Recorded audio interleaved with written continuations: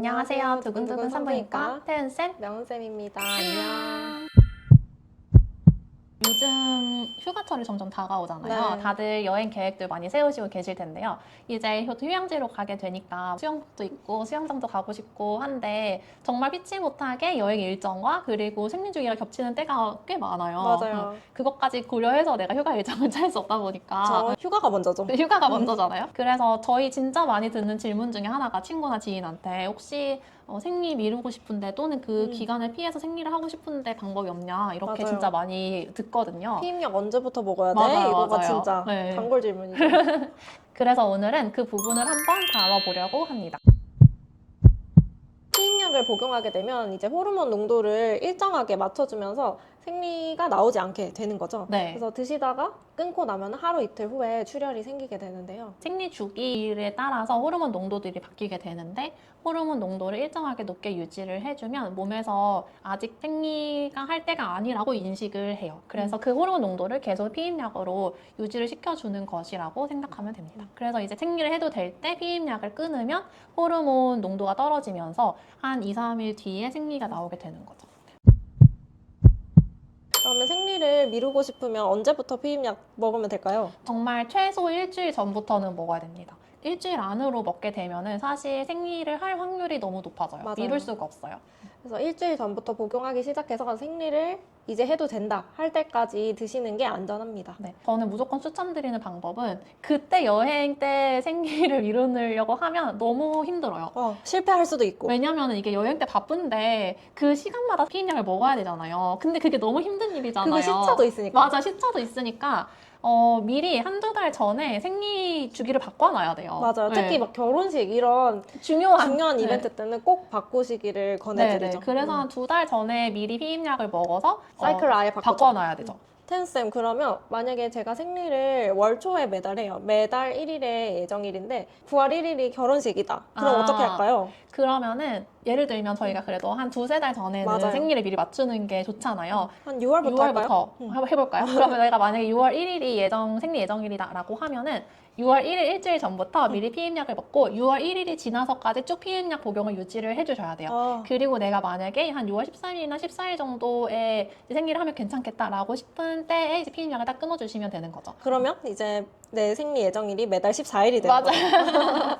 그러면 피임약 끊고 한 2, 3일 뒤에 생리가 나오니까 내 생리를 중순으로 바꿀 수 있는 거예요. 그렇게 미리 바꿔놓으면 내 생리가 매달 중순이 되니까 9월 초에, 9월 1일에 생리를 할 일이 거를 없죠. 아예 피할 수가 있죠. 완전 좋은 방법인데요. 네, 그래서 규칙적이신 분들은 그렇게만 하셔도 충분히 피할 수 있고 만약에 내가 생리가 불규칙하다 하면은 아예 그 전 생리 주기 첫날부터 쭉 복용하시는 게 안전합니다. 맞아요. 그래서 9월 1일이 결혼식이라고 하면 8월 생리 때부터 먹는 거죠. 시작일로부터. 네, 아예. 네네. 그래서 생리 시작일부터 피임약을 쭉 복용을 하시면 생리를 충분히 안전하게 미루실 수 있어요. 맞아요. 생리가 불규칙하다 하시더라도. 불규칙한 분들은 그렇게 하면 좋겠네요. 네네. 복용하는 방법 진짜 중요한 거 있어요. 시간 매일매일 같은 시간에 드셔야 됩니다. 진짜 제일 중요하죠. 이게 시간이 틀리면 부정출혈도 많아지고 실패할 수 실패 있어요. 확률이 너무 올라가기 때문에 꼭 시간을 알람 맞춰놓고 잘 드셔야 돼요. 근데 경험상 한 30분 정도는 괜찮은 것 같아요. 그 잊어버릴 것 같으면 차라리 한 30분 땡겨 먹는 게 맞아, 훨씬 맞아. 안전한 것 같아요.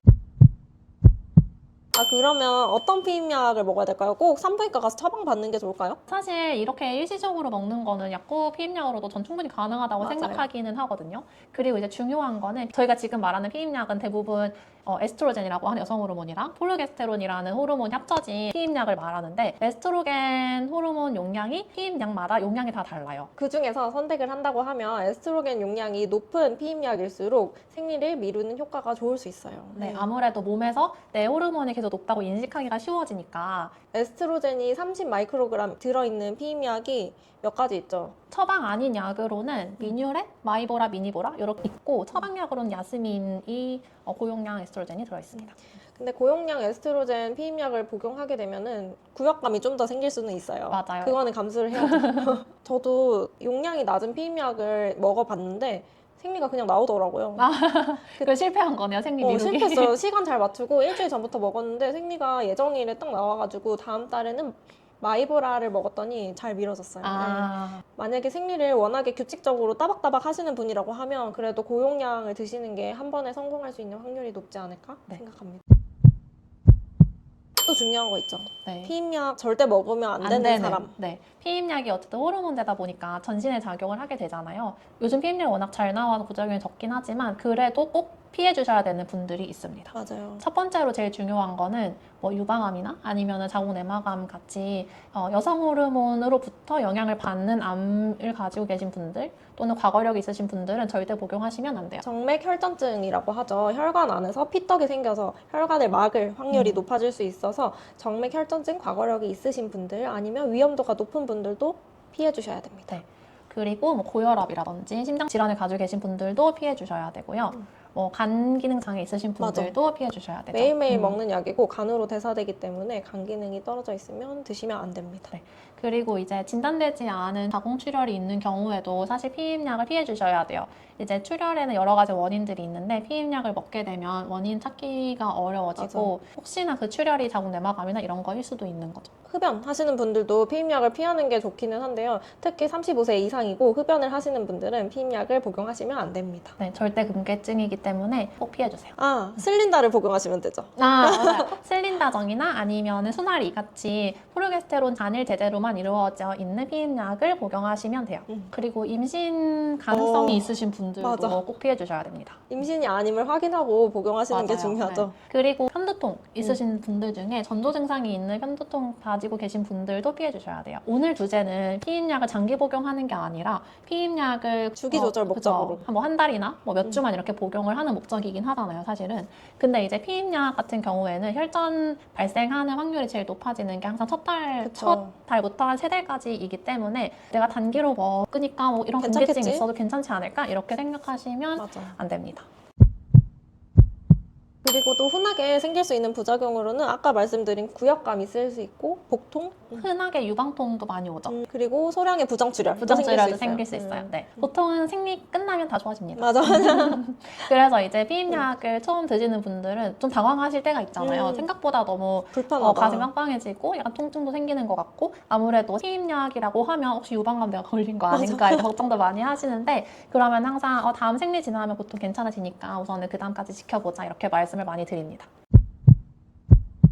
오늘은 생리를 미루는 피임약 복용 방법에 대해서 알려드렸는데요. 다가오는 휴가철을 맞아서 여행 기간과 생리 기간이 겹치신 분들을 위해서 안전하고 그리고 정확하게 생리를 미루는 방법에 대해서 좀 알려드리려고 영상을 준비해봤어요. 한마디로 정리한다면 2개월 전에 준비하자.